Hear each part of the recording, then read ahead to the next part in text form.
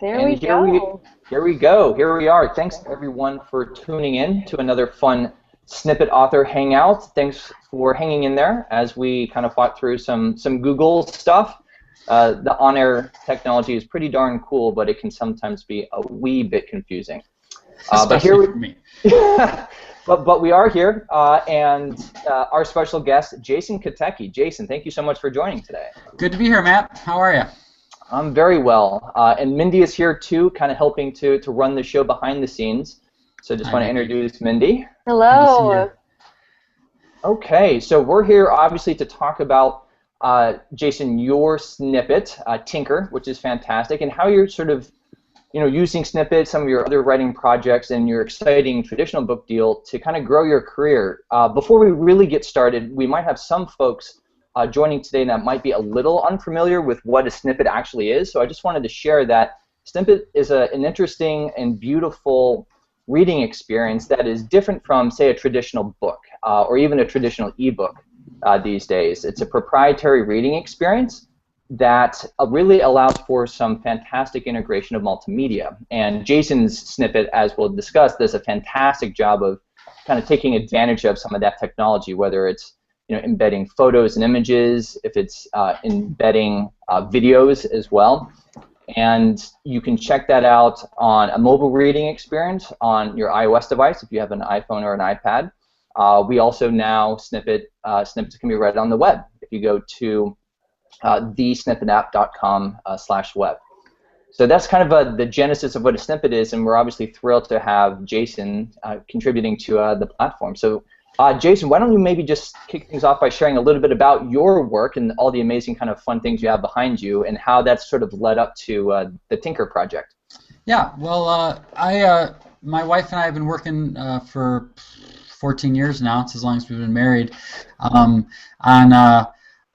helping people fight adultitis, basically. So it's that terrible, terrible condition that happens when you grow up, realize that being grown up isn't all it was cracked up to be, and wonder now what, and can lead to stress, burnout, things like that. And so we basically try to help people uncover those secrets from childhood, the things that we knew so well when we were kids, and try to bring back some of that wisdom that we all had, but we forget. And so I kind of half joke, but it's actually kind of true, is that I'm kind of a professional reminderer, is kind of how I refer to myself, because the stuff that I talk about, whether it's in our speaking programs or our books on our website, it's not rocket surgery. It's stuff that we all knew pretty well, but in the busyness of life, it's easy to forget. And so I think it's helpful for us to all have reminders from time to time of what's important, and that the choices that we're making every day are sort of telling a story.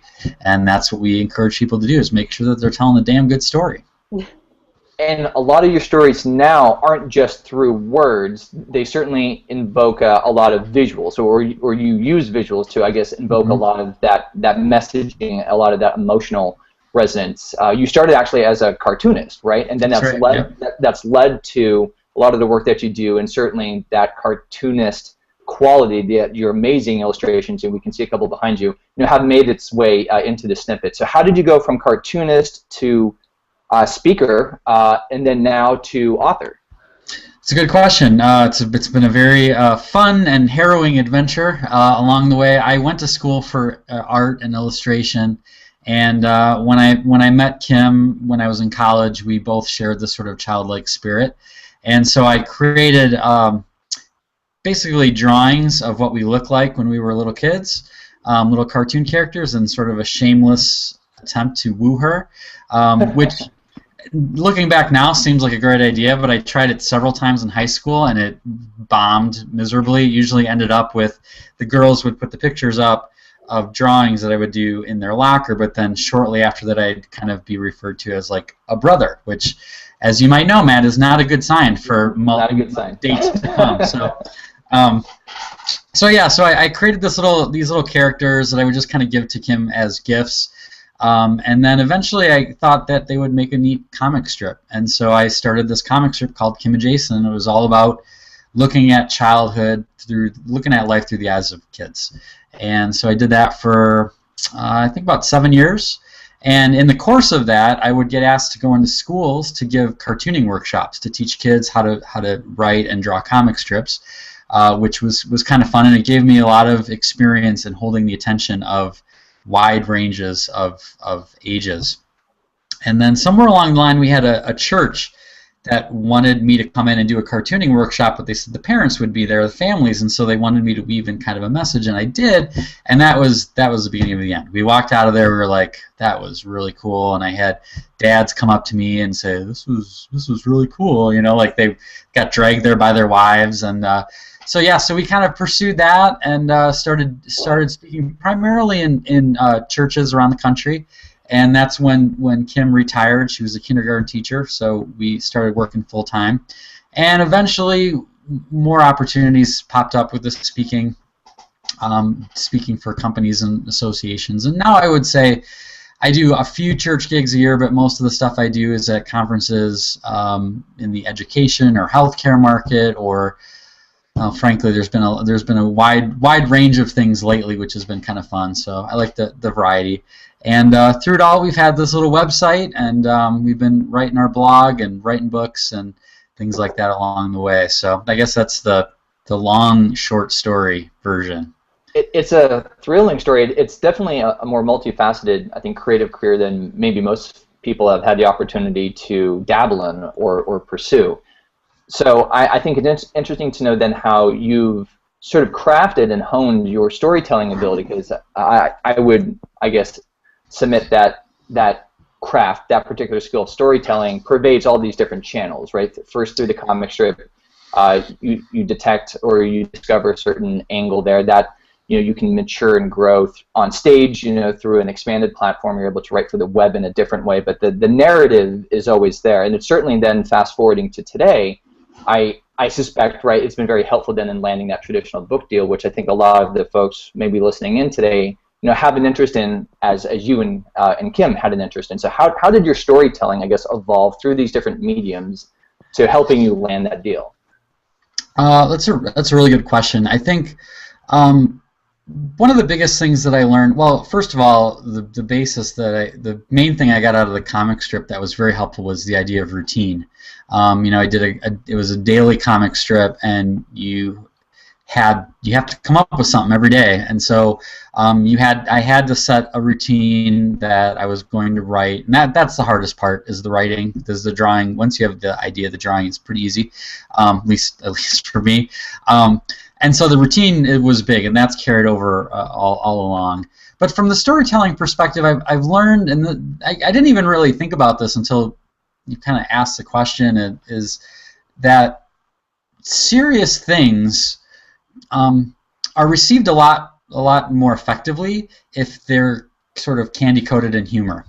And so, like in the comic strip, and the best comic strips, and I'm not saying I'm one of the best, but one of my favorites is Calvin and Hobbes, and he does a good job of really tackling some really serious issues, but people are responsive to it because it's couched in humor and truth. And so I found that, especially when I speak, that I tell a lot of anecdotes that have a lot of humor in them, but there's also a lot of sort of heavier topics that when you have the humor in there, you don't come across, I hope, as much like preachy and like I have it all figured out. There's more of a sense of vulnerability of, okay, this is how I messed up, and here's something you might want to think about. So a sense of sharing too, don't you think? Yeah. It's really, you're willing to be vulnerable, admitting that you don't have all the answers, but that you're willing to try.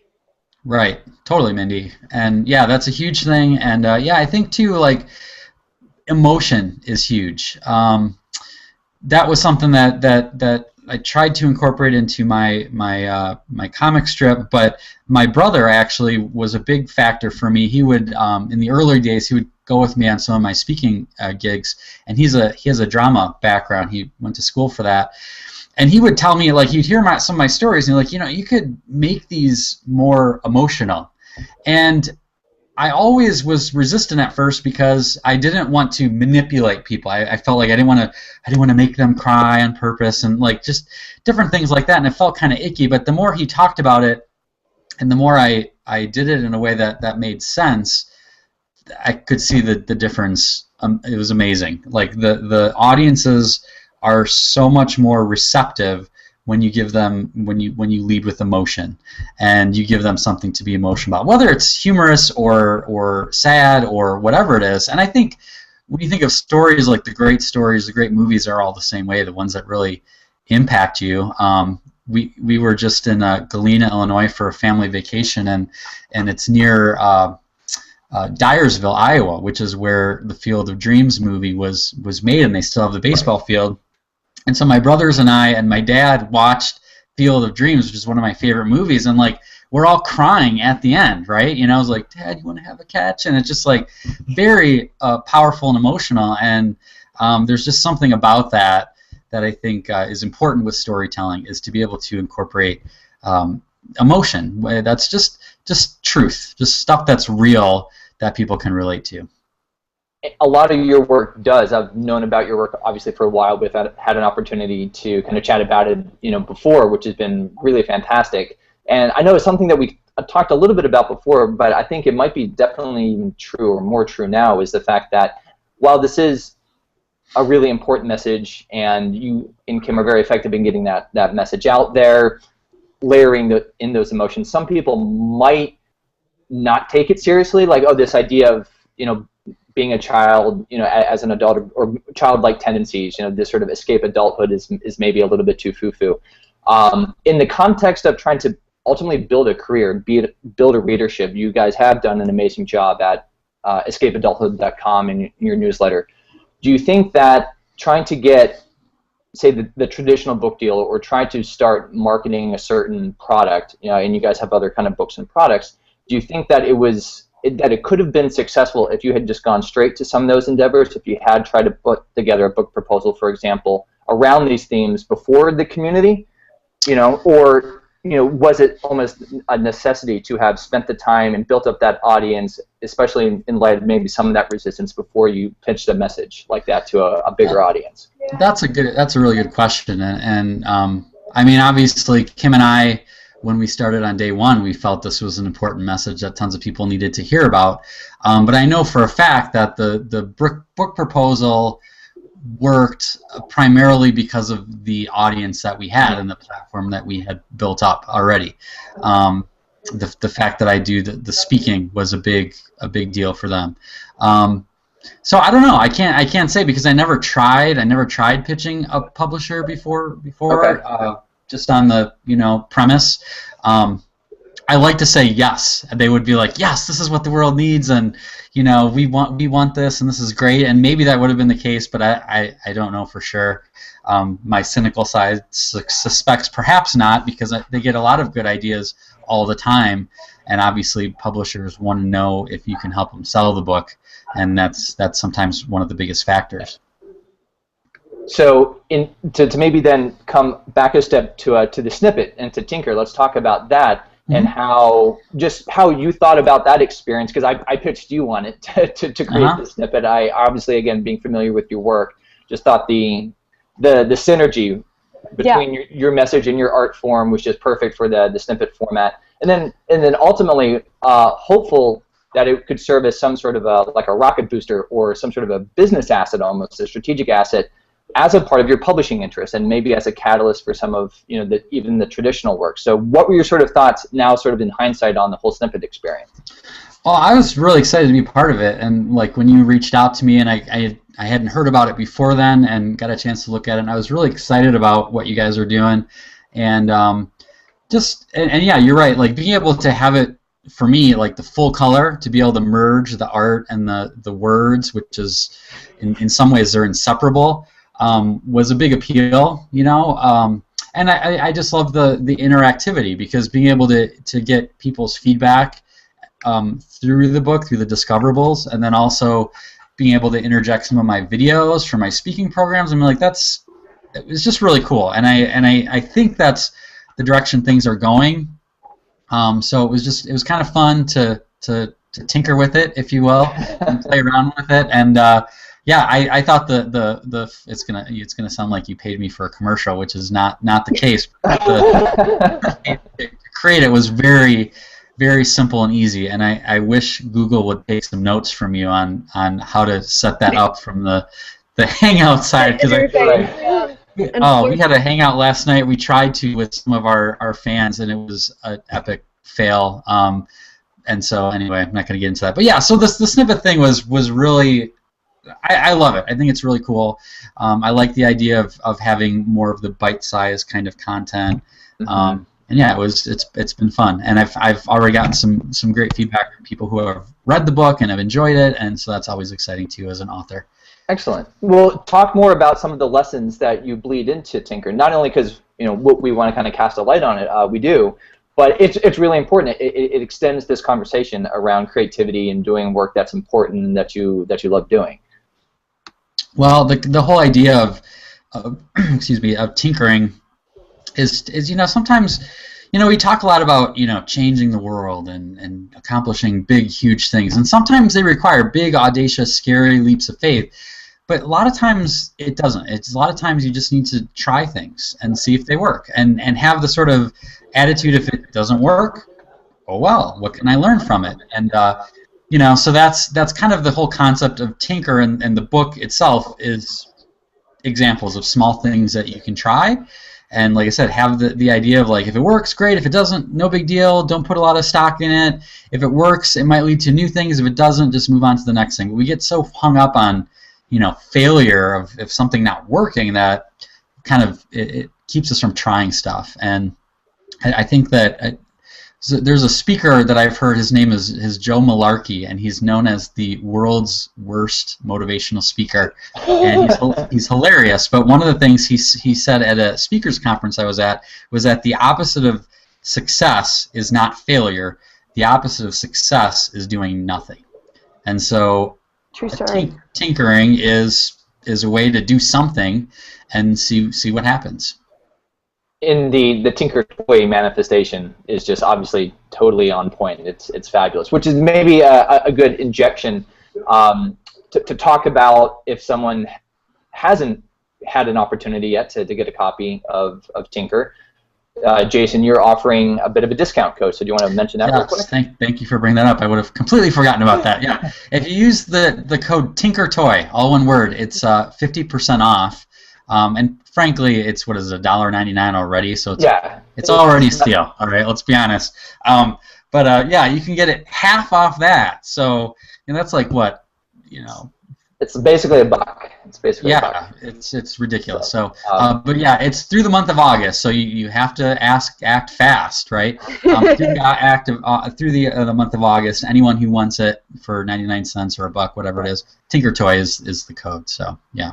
It's definitely a fun read, a great read. I like even just kind of flipping back through it to kind of, re-elevate some of those messages. To get a hold of it, again, it's the Snippet app, and when you hit that landing page, you'll see a really big feature for Jason's Tinker story, and you can click on that, and then that'll kind of shepherd you through the rest of the process of getting a copy. And again, don't forget the Tinker Toy, the little discount code. So cool. Thanks. Yeah, for sure. So to then extend just on tinkering, how are you then at this point in your career, having tinkered a lot and found a lot of success and things are growing, and now you do have that traditional book deal, specific to maybe writing and publishing, now that you have all these competing priorities, how are you continuing to tinker with your writing habits and just work habits so that you can continue to be effective in the creativity that you're putting out into the world and stay successful in growing the audience? Right. Let's see. Well, that's the challenge, isn't it? Is how to keep tinkering. And my biggest problem is always I have too many ideas and don't have enough time to get them all done. And especially now we have 3 kids under 6, and so that keeps us busy. We have a 7-month-old, and it's hard. It's hard. We have to spend a lot of time. Kim and I have to spend a lot of time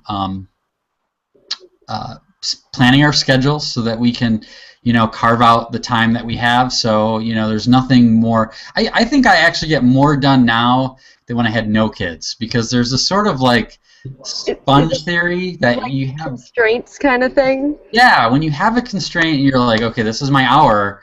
I'm not going to blow it just check an email. You know, you got to do that. But when I have more time, I tend to be like, oh, let's see what's on Facebook and let's, you know, all this kind of stuff. And I don't know. It seems like I get more done, although it's much more frantic.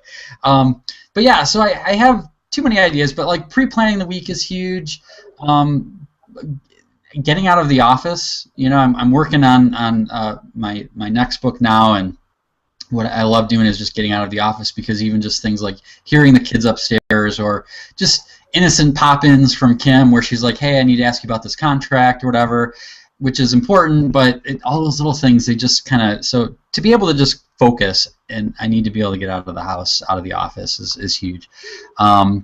You know, writing wherever I can, writing on planes and airports, things like that.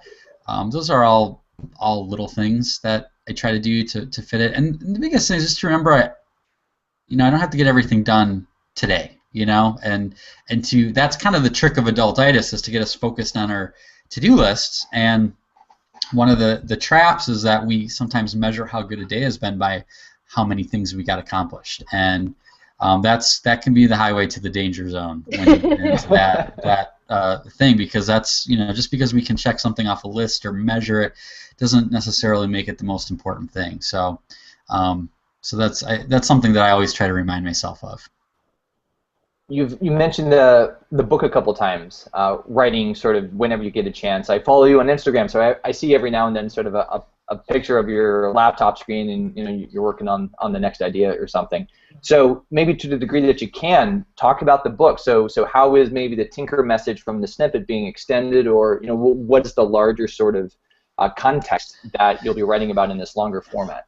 Well, this book, super excited, it's called Penguins Can't Fly and 39 Other Rules That Don't Exist. So it's all about rules that don't exist, which has been something I've been talking about for a long time in a lot of my speaking programs, and people have really resonated with it.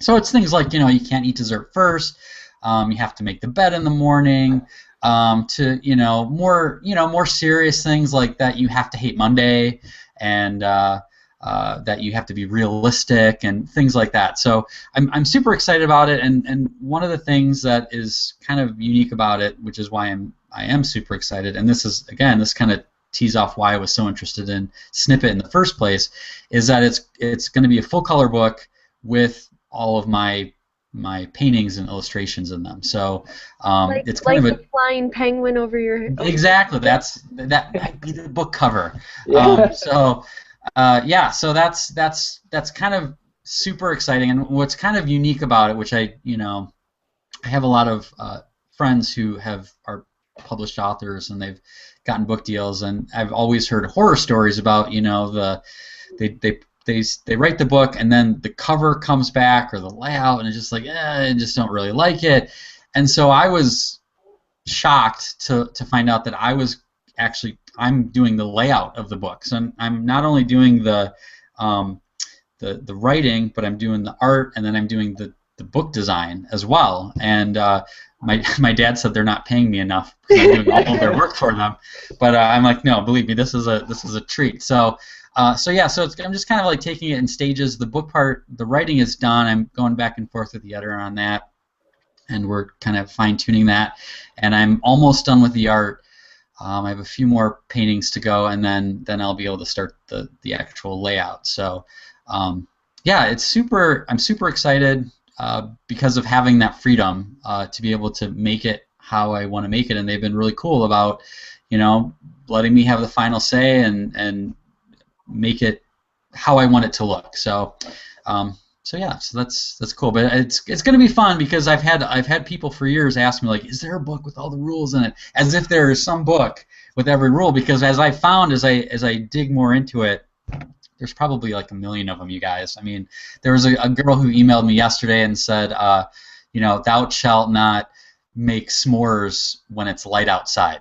And I'm like, this kind of, you know, usually think of it as campfires. And so she had a picture. She was roasting a marshmallow over a fireplace, and she had a clock that she was holding. It was like 3:30 in the afternoon. And I'm like, you go, girl. You just broke that rule. But seriously, there are a lot of them, and it's kind of fun to kind of introduce the concept to people and see where it goes.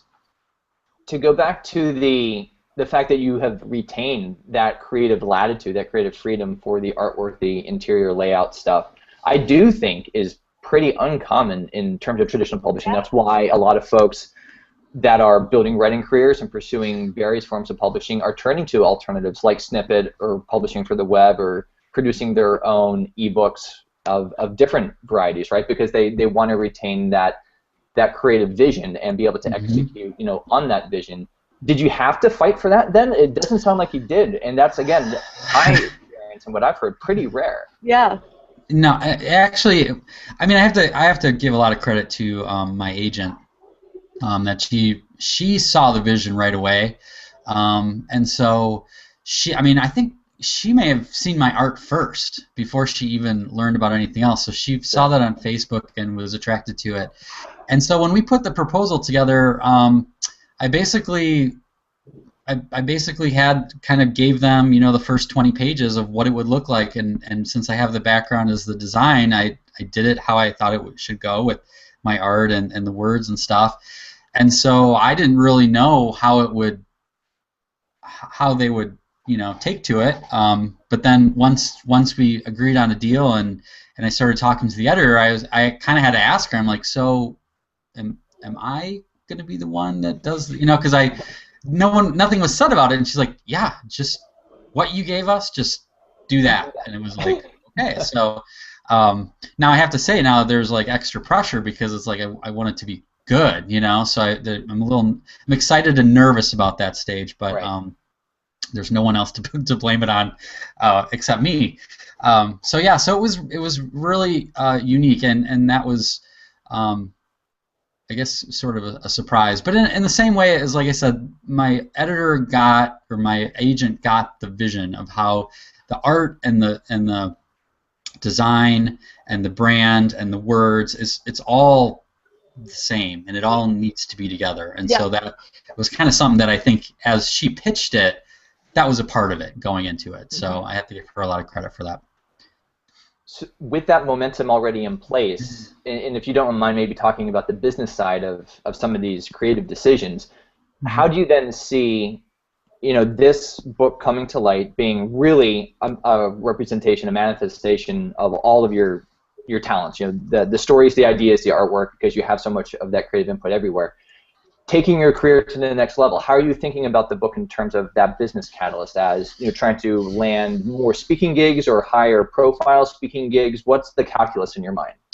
Well, there's a bit of an unknown for sure. There's no guarantees. So I think Kim and I we've made a commitment, and I haven't said this too many times publicly, but we're really going to try to do everything we can to make it a bestseller. And it's kind of like this entire year that's going to be our focus. And for us, we don't have like a big enough audience to be like, hey, send out a list and everyone buys it, and we got all these like joint venture people, like, so it's going to be a lot of hustle, and I'm sure as you guys know, and a lot of the listeners know, with something like the New York Times, all of the pre-sales count for that first week. So that's really our only shot, and at least to get the momentum going. And so even if we don't make it, though, I think it's an important thing, because frankly, when you talk about tinkering, we've been doing this for 14 years, and we've done a lot of tinkering, and a lot of it has failed. I'm going to be straight up honest that a lot of the stuff that we worked, especially the early days, just didn't work. We had high hopes. Things looked like they were going to work, and bottom fell out, and some of the successes were very tiny successes. And so by far, this is probably the best opportunity that we've had to date to get our message out there. And so we're putting everything we can to take advantage of it and to make the most of the opportunity. So whether or not we make the bestseller list is sort of immaterial. It's just knowing that we put everything into pursuit. It. Exactly. And from that, I trust that good things will come of it. Obviously, book sales. I'm hopeful that maybe we'll surprise our own publisher. Be like, wow, these kids really have something, and they may put more resources behind it. We've already gotten signed up with Macmillan, the the publisher I'm working with is St. Martin's Press, which is a division of Macmillan, and they have a speakers bureau for their authors. So we're already plugged into that, and there have been some leads to some clients that we probably wouldn't have had access to before. I'm hoping secretly one of the things I want to do is to get a deal for art licensing. I'd like to see my art on greeting cards and things at Target, and we've played that game before where we had a greeting card line. We've done stuff. We've sold things to gift stores, and it's a lot of freaking work. And I'm at the point where I really just want to make the art and have someone else, take care distribution. Exactly. Oh, I want to. Oh, that could be a whole nother show. But yeah, so that's one of the things I would love to get out of it.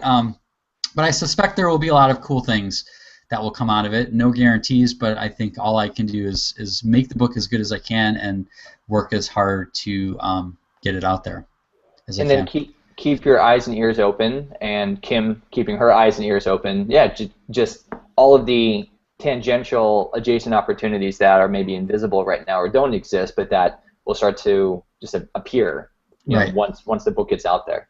Right. So speaking of Kim, she's popped up a couple of times.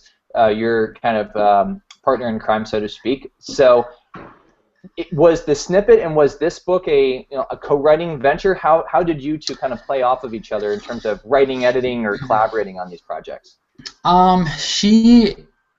Well, I'll be honest. She doesn't do as much of the writing on the blog of late as she did in the early days, which is a shame because she's a really good writer.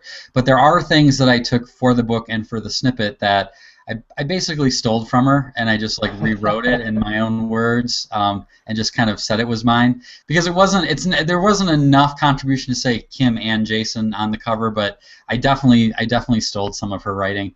But no, she's the #1 cheerleader for sure, and the sounding board and the psychologist and all of that sort of stuff. As far as the speaking, she runs a lot of the marketing side of that and the organization of that. So that's huge, and I think that's what we're excited about is working together on the marketing side. So. Frankly, I spent some time on a writing retreat, went to Milwaukee for about a week, which left her home with 3 kids. So that alone is worth probably 90% of the advance, I would say. But so she's supported in ways like that, but also we're excited once the book is done and my artsy stuff is done to focus on brainstorming of okay, how can we market it? How can we get it out there? What can we do creatively to get the word out? And we've already started a lot of that, but that'll definitely be a joint project of effort and time. Are there any tidbits in that vein that you can share or want to share now? Because book marketing, book launches, they're becoming big business, and there's the epic examples of what Tim Ferriss does, and other nonfiction. I think it's a bit more maybe common in the nonfiction business trade space. So yeah, what are you starting to think about in terms of how you want to kind of create this sort of earthquake around the launch of the book? Well, it's funny you bring up Tim Ferriss because that when I went to Milwaukee and I spent the whole time kind of cocooned and working on the writing, and I just felt an overwhelming sense of peace and confidence and this is good. And then one of the nights I ended up looking on different websites of just where you're talking about marketing ideas, and I came across a lot of Tim's stuff that some of it was rereading, and immediately became despondent of I am not Tim Ferriss. I can't, some of the stuff that he did is so amazing and so over the top, and I had to remind myself that you're not Tim Ferriss, and if you want to try to be Tim Ferriss, you're going to fail miserably, but you're you, right? And that's kind of one of the things that I talk about is that we all have our own strengths and talents, and those are the things we have to tap into. And so, for me, I think it's a lot about the creativity. There'll be a lot of visual stuff. Simple things like just getting my community involved. I'd gotten to a point where I had about 30 of the rules I knew for sure that I wanted in the book, and then I had about 20 more, and I emailed our people and said, vote, which ones do you think should be in there? And the last 10 were directly chosen by our tribe. And it was funny because, like, you know, I had kind of my mental list of what I would have put in, and some of them were lined up and some of them were not even close. So I was like, well, let's go with that. Another thing I want to do is I've started asking people to send me their pictures of themselves breaking a rule that doesn't exist that I'm going to incorporate into the book somehow. So I kind of said, you know, like, wouldn't it be cool to go to a bookstore, open up a best-selling book, and see your picture in it, you know? And I put, like, no guarantee that it'll be a best-selling book, but but to be, because I stole that from Seth Godin, who's like one of my, you know, heroes. But one of his books way back then, he had, I think it was like the inside cover. I don't know which one it was, but it had little tiny avatars of everybody that you could send it in. I don't think I'll have to worry about that many pictures to fit in there, but I was like, oh, that's kind of a cool idea, just a way for people to feel like they're a part of it. So that's the stuff I'm kind of looking for, is how can I have people be a part of it, and sharing the process along the way. As you said, I think that's a big part of it. And then just figuring out what we can do creatively. We're thinking about doing something like taking like the Kickstarter model, but without using Kickstarter. So saying like, okay, so getting people to pre-order the book and then offering prizes and rewards for different levels. Right, exactly, and bundling certain things. So that's where I think we're going to get super creative on giving an opportunity to not just buy one book, but 5 or 10 or 20 books that will hopefully move the needle. So those are a few things that we're kicking around right now. That's great. I think the Escape Adulthood brand, just all the different like assets that you have, whether they're, you know, custom illustrations, or there's the appendix that has the additional 10 or 20 different rules that didn't make it into the book. You start to create all of these different things, and yeah, you can bundle them in different ways. And Tim has done that a lot. Gary Vaynerchuk, again, some of these really big names, really just smart marketers, arguably more than anything else. So yeah, that's the sort of approach that a lot of these guys are using. Even the likes of Chris Guillebeau, that obviously you and I both know, and that always seems to find his way into mention in one of these chats. Yeah, he does that very effectively too. One of the things that we're kicking around is, and this is not a for sure thing, but you know, there's the concept of the book tour, you know, and Chris a couple years ago did the one where he went to every state, and we got to see him when he was in Wisconsin. But we thought, like, how would that look like with a family? Like, has anyone ever gone on a book tour with their family? And probably the answer is no, because the family would be dead by the end of it. But we're toying around with the idea of, like, what could that look like? Like an RV tour or something, like, with the family. RV, or just like make it part of a family vacation / tour / you know, giving speeches. And frankly, we're really cool. We're very intimidated by the concept of being on the road for that long with our kids. But you should check out the comedian Jim Gaffigan's Instagram. Yes. That's true. 5 kids. His family's around, doesn't he? Yeah, and he takes his 5 children on tour with him. Right. So I kind of wonder if that's a rule that doesn't exist, is that you can't bring your family with you on a book tour, and maybe we should break that. So So we'll see. We'll see where that goes. We're kicking around ideas of what could work and what would be fun with that. Well, I think to maybe distill some really important lessons there is, just in talking about that book tour, is not only the creative side, but how you're integrating the business component. So there's possibly some efficiency, some possibly great efficiency to be gained around, okay, I'm going to be in this city for this tour. We can layer on top a speaking engagement like the next day, and maybe there's a follow-on meetup where you could sell more books, but in a more unofficial setting. So what I hear in you sharing that, and again, the folks like Chris Guillebeau have become, you know, masters at this, is this integration of different things. You know, their personal interests. Chris is also a massive traveler. He likes that sort of stuff. With the creative interest, with the business interests. And I think that as other writers and authors are trying to figure things out, and, okay, where do I invest my time in terms of creating these things, to trying to build channels and to, you know, build relationships, to nurture audiences. It's this integration that I think is where a lot of these folks are winning. You know, they're being conscious and they're being very, very deliberate in the choices that they're making with their resources, time and money and everything else. Yeah, and to jump on that, another thing that I would add that's really important for Kim and I, and is incorporating not only the business, the creative, but the personal side.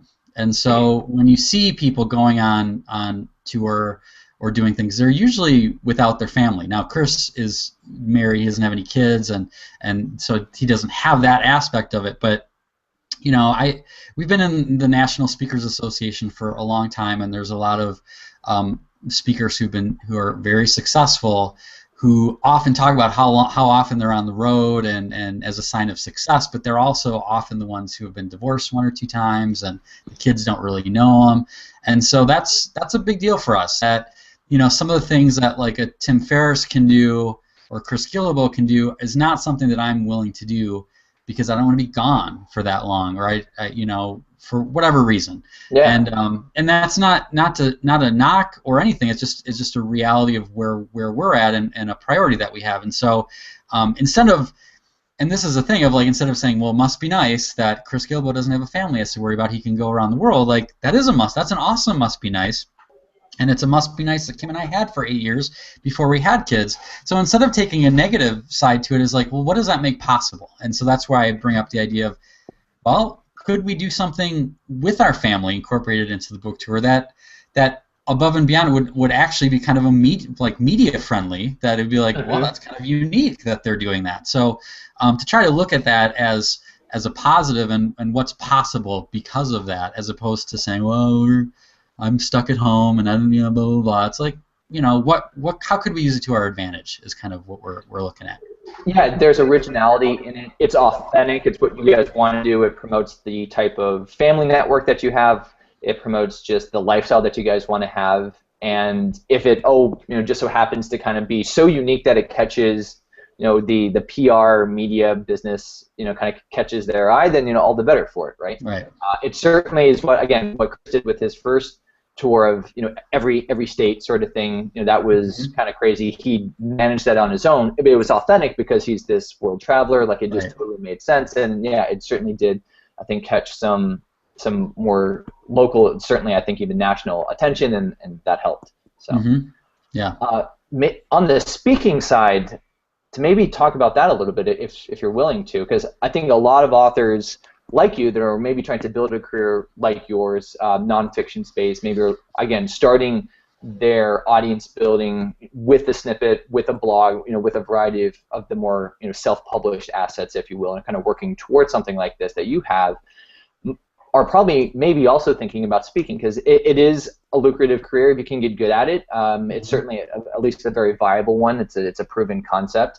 What have you learned just now as an author, but then I guess first as a speaker, in terms of building then a speaker career that complements, you know, writing efforts? Yeah, well, I kind of look at it different. I come at it more speaker first and author second in some ways, although the writing drives what I speak about as well. So it is very symbiotic. But yeah, so from the beginning, like, the speaking has been the thing that we've kind of figured out is our best business model and where we make the most of our income from. And even beyond that, another big chunk of our income comes from books that we sell at our speaking gigs. So yeah, so the speaking has been huge for us. We like to say in this speaker business that it's the easiest business to get into. It's the hardest one to stay in. It's, you know, there's really no permission granting to go to be a speaker. You're just a speaker. You're a speaker. But it's hard to stick. So yeah, so the speaking has been the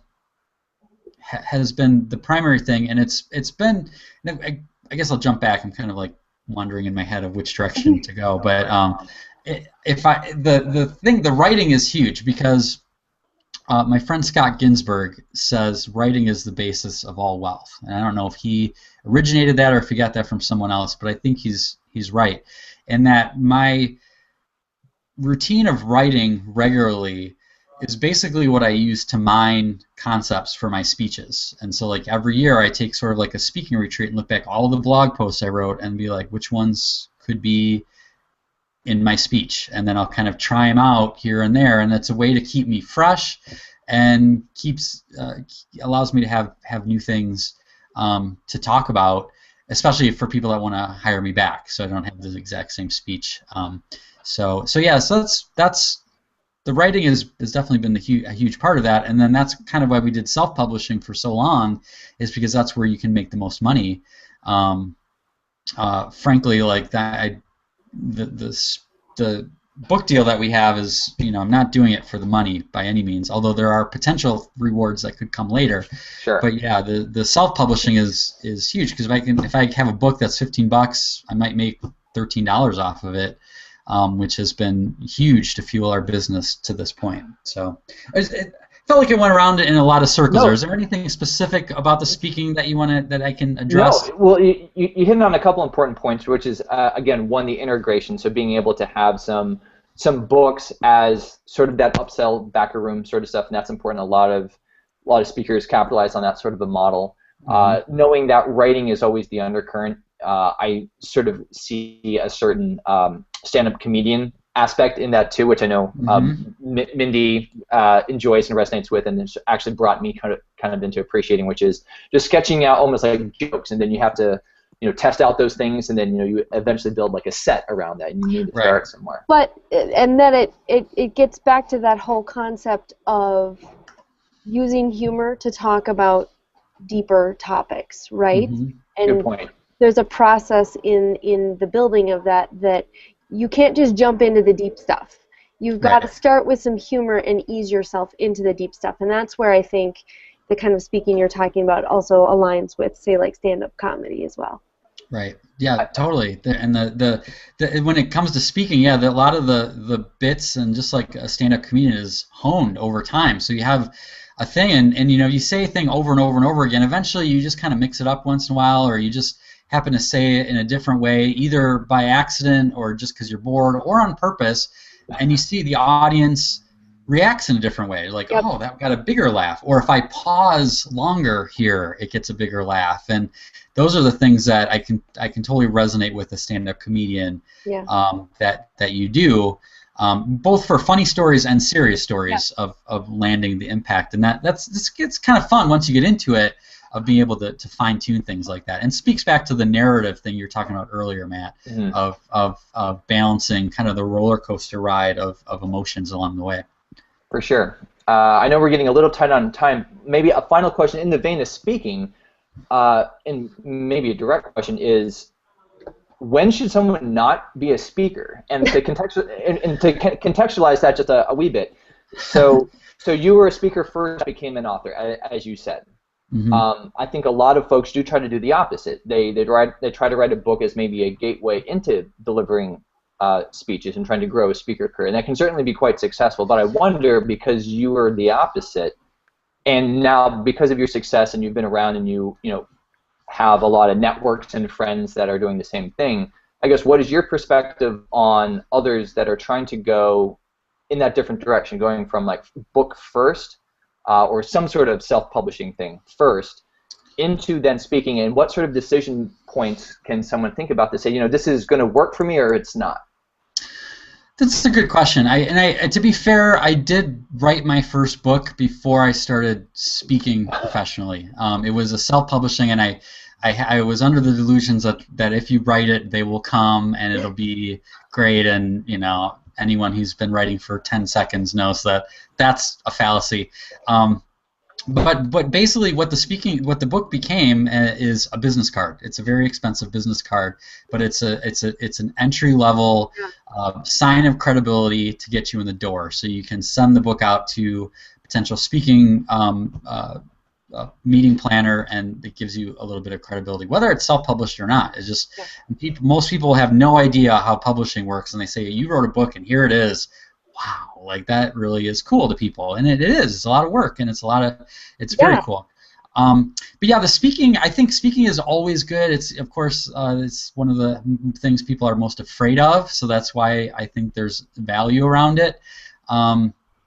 I think any author should be willing to speak about their work, and the more you do it, the better you get at it. That's the big thing. As far as like doing it professionally is another challenge altogether. I mean, it's for some people it would be perfect if you're good in front of a crowd. If you're I'm very introverted. I'm very shy, so I am not a extroverted life of the party sort of guy. When I give a speech, after I just want to go back to the hotel and just like veg out after a while. So it's really just kind of a personal choice. I don't think that you have to be a speaker if you're an author or vice versa. But it's definitely a good thing to tinker, to be like, go to your local chamber of commerce or Rotary Club, and they're looking for free speeches all the time. And frankly, that's how you get good. Is if you give 250, 500, 1,000 free speeches, you're going to be freaking good by the end of it. And hopefully before then, you might have people that'll be, hey, I would like to bring you into my group or to my group, and might actually pay you money besides just a chicken dinner. So it's basically, for me, the books were kind of like calling cards at first, and then they became a revenue stream to bolster the speaking. And now we'll see how this goes with this new book deal. See what opens up from that. That's fabulous. Well, the undercurrent again is the habit of tinkering, which I think is wonderful. I think the message is great. A final shout out of the Snippet Tinker, available now. Use the code TinkerToy to get $1 off, so that it's essentially just $1 to get a copy of that. The Snippet app. .com/web, and you can find that. So Jason, thank you so much for spending a good hour with us, delving into a lot of really interesting creative and business topics. This has been a pleasure. It's same here. Thanks. It's good to see you guys, and it's been a blast. Perfect, and thanks to everyone for joining us for the whole hour. And if you're still here, thank you for the patience at the beginning. Yeah. Through some of this technical Google difficulties. So great. So Jason, again, thank you so much, and thanks for everyone for tuning in. Take care, guys. Alrighty. Bye-bye.